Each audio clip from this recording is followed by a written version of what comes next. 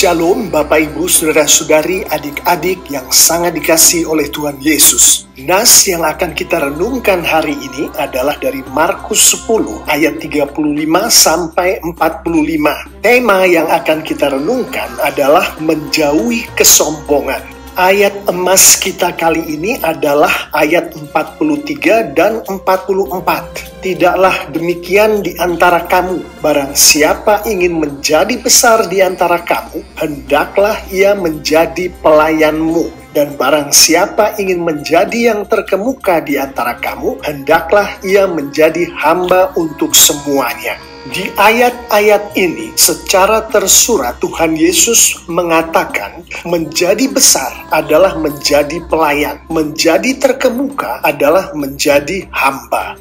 Mari kita renungkan kata-kata kunci di dalam kedua ayat ini. Yang pertama adalah kata besar. Bahasa Yunaninya adalah megas, yang diterjemahkan ke dalam bahasa Inggris great. Salah satu penafsiran dari kata megas ini jika diterjemahkan ke dalam bahasa Indonesia adalah agung, mulia. Mempelajari dari konteks pengajaran Tuhan Yesus, kita mengetahui bahwa agung, mulia, besar ini bukan hanya sekedar atribut yang dimiliki oleh seorang manusia yang berkuasa. Atribut yang dimaksud oleh Tuhan Yesus di sini adalah jauh lebih besar daripada yang bisa dimiliki oleh seorang manusia. Pertanyaannya adalah, adakah seorang manusia di dunia ini yang memiliki atribut besar, agung, mulia seperti yang dimaksud oleh Tuhan Yesus di ayat ini? Jawabannya adalah tidak ada seorang manusia pun yang memiliki atribut seperti ini. Hanya Tuhan Yesus sendirilah yang memiliki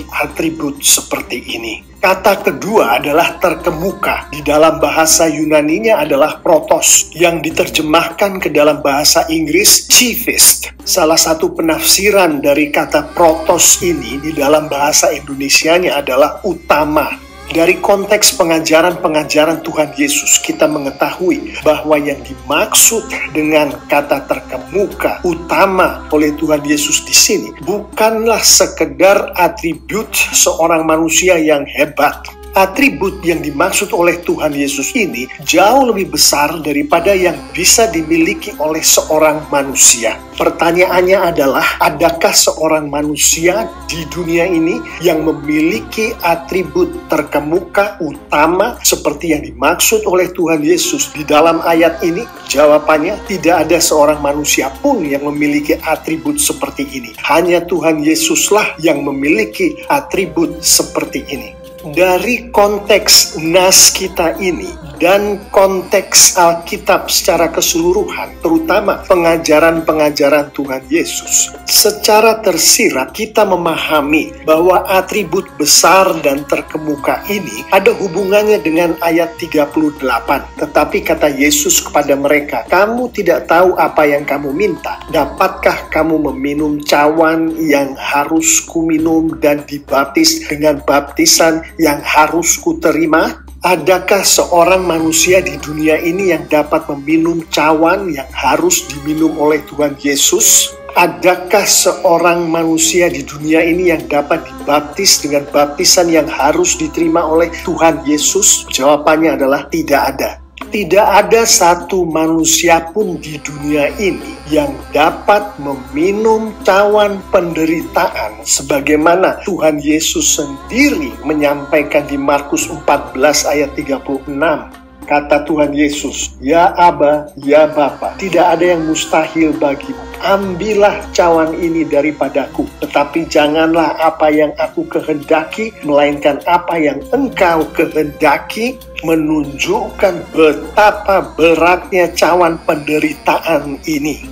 Tidak ada satu manusia pun di bumi ini yang dapat menerima baptisan api yang menyala-nyala yang diterima oleh Tuhan Yesus. Sebagaimana dikatakan oleh Tuhan Yesus di Lukas 12 ayat 49 dan 50, "Aku datang untuk melemparkan api ke bumi, dan betapakah aku harapkan api itu telah menyala. Aku harus menerima baptisan, dan betapakah susahnya hatiku sebelum hal itu berlangsung." yang menunjukkan betapa beratnya baptisan yang adalah baptisan yang berupa konfrontasi dengan dunia. Tidak ada satu orang pun yang dapat meminum cawan yang diminum oleh Tuhan Yesus. Tidak ada satu orang pun yang dapat menerima baptisan yang diterima oleh Tuhan Yesus. Menyangkut ayat 39, jawab mereka, kami dapat. Yesus berkata kepada mereka, memang kamu akan meminum cawan yang harus kuminum dan akan dibaptis dengan baptisan yang harus kuterima. Ada yang bertanya kepada saya, Pak Pendeta, apa yang dimaksud Tuhan Yesus dengan ayat 39? Salah satu penafsiran yang dimaksud oleh Tuhan Yesus dengan Tuhan Yesus mengatakan ayat 39 ini kepada Yakobus dan Yohanes adalah Yakobus dan Yohanes akan mampu meminum cawan, akan mampu menerima baptisan sebagaimana yang dikatakan oleh Tuhan Yesus di ayat 38, bukan karena kemampuan Yakobus dan Yohanes sendiri, melainkan karena kekuatan Tuhan yang ada di dalam Yakobus dan Yohanes melalui Roh Kudus Tuhan yang memampukan Yakobus dan Yohanes meminum cawan yang harus diminum oleh Tuhan Yesus, menerima baptisan yang harus diterima oleh Tuhan Yesus. Roh Kuduslah yang memampukan Yakobus dan Yohanes. Jika pertanyaannya adalah, adakah seorang manusia di muka bumi ini yang dapat besar dan terkemuka seperti yang dimaksudkan oleh Tuhan Yesus di ayat 43 dan 44? Jawabannya adalah tidak ada seorang manusia pun yang dapat. Hanya Tuhan Yesus sendirilah yang dapat menjadi besar dan terkemuka seperti yang difirmankannya di ayat 43 dan 44. Pak Pendeta, bukankah dari ayat 43 dan 44 secara tersirat dan juga dalam konteks pengajaran Tuhan Yesus menghendaki anak-anaknya, pengikut-pengikutnya, murid-muridnya untuk menjadi besar dan terkemuka? Jawabannya adalah memang demikianlah yang difirmankan oleh Tuhan Yesus secara tersirat di ayat 43 dan 44 ini. Untuk itu dengan jelas Tuhan Yesus memfirmankan menjadi besar adalah menjadi pelayan, menjadi terkemuka adalah menjadi hamba. Kata kunci ketiga yang akan kita renungkan adalah pelayan. Di dalam bahasa Yunaninya diakonos, yang diterjemahkan ke dalam bahasa Inggris servant. Salah satu penafsirannya di dalam bahasa Indonesia adalah jongos, seseorang yang secara sukarela mengabdikan dirinya sepenuhnya demi orang lain tanpa imbalan apapun. Atribut semacam ini jauh lebih mulia dari yang bisa dimiliki oleh seorang manusia. Inilah kata pelayan yang dimaksud oleh Tuhan Yesus di ayat 43 ini. Pertanyaannya adalah, adakah seorang manusia di muka bumi ini yang memiliki atribut pelayan seperti yang dimaksud oleh Tuhan Yesus di ayat 43? Jawabannya adalah tidak ada seorang manusia pun yang memiliki atribut seperti ini. Hanya Tuhan Yesus sendirilah yang memiliki atribut seperti ini. Kata kunci keempat adalah hamba. Di dalam bahasa Yunaninya doulos, yang diterjemahkan ke dalam bahasa Inggris slave. Salah satu penafsirannya di dalam bahasa Indonesianya adalah pesakitan, yang secara gampangnya adalah seseorang yang secara sukarela menjadi manusia yang tidak memiliki daya dan hak di dirinya dan atas dirinya lagi demi orang lain tanpa mengharapkan imbalan apapun juga. Atribut yang dimaksud oleh Tuhan Yesus ini adalah atribut yang jauh lebih mulia daripada atribut yang bisa dimiliki oleh seorang manusia. Pertanyaannya adalah, adakah seorang manusia di muka bumi ini yang memiliki atribut budak seperti yang dimaksud oleh Tuhan Yesus di ayat 44 ini? Jawabannya adalah tidak ada seorang manusia pun yang memiliki atribut seperti ini. Hanya Tuhan Yesus sendirilah yang memiliki atribut seperti ini. Rasul Paulus di Filipi 2 ayat 6-8 menjelaskan hal ini. Yang walaupun dalam rupa Allah tidak menganggap kesetaraan dengan Allah itu sebagai milik yang harus dipertahankan, melainkan telah mengosongkan dirinya sendiri dan mengambil rupa seorang hamba dan menjadi sama dengan manusia. Dan dalam keadaan sebagai manusia, ia telah merendahkan dirinya dan taat sampai mati, bahkan sampai mati di kayu salib. Rasul Paulus menunjukkan kepada kita secara tersurat dan tersirat hanya Tuhan Yesuslah yang adalah Allah dengan segala kebesaran, keagungan, dan kemuliaannya berkenan merendahkan dirinya menjadi seorang hamba, berkenan merendahkan dirinya menjadi manusia. Yesus adalah Tuhan yang berkenan menjadi manusia. Adakah manusia di dunia ini yang dapat menjadi seperti Tuhan Yesus, menjadi pelayan, menjadi hamba seperti yang dimaksudkan oleh Tuhan Yesus di ayat 43 dan 44? Jawabannya adalah tidak ada seorang manusia pun yang dapat. Hanya Tuhan Yesus sendirilah yang dapat menjadi pelayan dan hamba seperti yang difirmankannya di ayat 43 dan 44. Pak Pendeta, bukankah ayat 43 dan 44 ini secara tersurat Tuhan Yesus menghendaki anak-anaknya untuk menjadi pelayan, untuk menjadi hamba? Memang benar begitulah. Dan Rasul Paulus dengan jelas menunjukkan melalui Filipi 2 ayat 6-8 bahwa untuk menjadi seorang hamba, Tuhan Yesus merendahkan dirinya.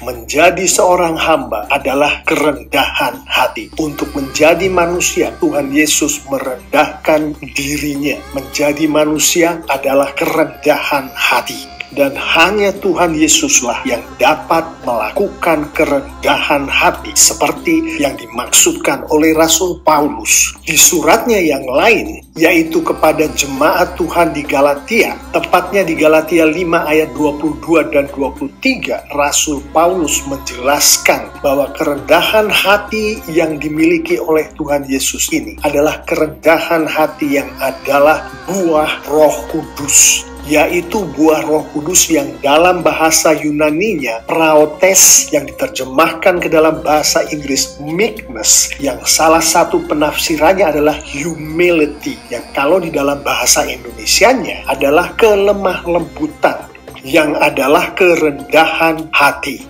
Kita mengetahui dari ajaran Rasul Paulus dan dari Alkitab secara keseluruhan bahwa kerendahan hati ini yang adalah buah Roh Kudus, hanya Roh Kuduslah, hanya Tuhanlah yang dapat memberikannya kepada manusia. Bapak, Ibu, Saudara-saudari, adik-adik yang sangat dikasihi oleh Tuhan Yesus, kerendahan hati inilah yang salah satu ekspresinya adalah menjauhi kesombongan, yang adalah tema renungan kita kali ini. Demikianlah, karena menjauhi kesombongan ini adalah buah Roh Kudus, maka hanya Tuhanlah yang dapat memberikannya kepada manusia, yang dapat memberikannya kepada kita semua, yang dapat memberikannya kepada Anda. Mari kita tutup renungan kita kali ini dengan beberapa penerapan. Mengetahui bahwa hanya Tuhanlah yang dapat memberikan kepada kita, kepada Anda, kerendahan hati untuk menjauhi kesombongan. Maka pertanyaannya adalah, apakah Tuhan ada di dalam Anda? Apakah Roh Kudus Tuhan ada di dalam Anda? Artinya, apakah Roh Kudus Tuhan menguasai Anda, menguasai kehidupan Anda? Pertanyaan selanjutnya yang tidak dapat dipisahkan dari pertanyaan sebelumnya adalah, apakah Roh Kudus Tuhan memenuhi Anda dan berbuah-buah di dalam Anda? Artinya, apakah Roh Kudus Tuhan bekerja dan berbuah-buah, yaitu buah-buah Roh Kudus di dalam Anda? Jika jawaban Anda untuk kedua pertanyaan tadi adalah ya dan benar, maka saya mengimani bahwa Tuhan pasti mengaruniakan kepada Anda kerendahan hati yang akan membuat Anda mampu menjauhi kesombongan untuk kemuliaan Tuhan. Penerapan pertama adalah berdoalah meminta Roh Kudus untuk membuat Yesus Kristus menjadi Tuhan dan Juru Selamat Anda, sehingga Anda memiliki Roh Kudus Tuhan yang akan memberikan kepada Anda buahnya, yang adalah kerendahan hati, yang akan memampukan Anda untuk menjauhi kesombongan. Penerapan kedua yang tidak dapat dipisahkan dari penerapan pertama adalah berdoalah meminta Roh Kudus untuk memampukan Anda untuk menghidupi firman Tuhan secara konsisten setiap hari. Mintalah Roh Kudus untuk memampukan Anda membaca, mengerti, dan melakukan firman Tuhan setiap hari secara konsisten, sehingga Roh Kudus Tuhan yang ada di dalam Anda tidak didukakan. Roh Kudus Tuhan yang ada di dalam Anda selalu berkarya memproduksi buahnya, yaitu salah satunya adalah kerendahan hati yang akan memampukan Anda untuk menjauhi kesombongan. Saya mengimani dengan kita semua, anak-anak Tuhan, menghidupi dan melakukan firman Tuhan ini lengkap dengan penerapannya, maka Tuhan kita akan dipermuliakan dengan luar biasa. Dan Alkitab menunjukkan secara tersurat dan tersirat, anak-anak Tuhan yang memuliakan Tuhan akan diberkati oleh Tuhan dengan luar biasa pula. Amin.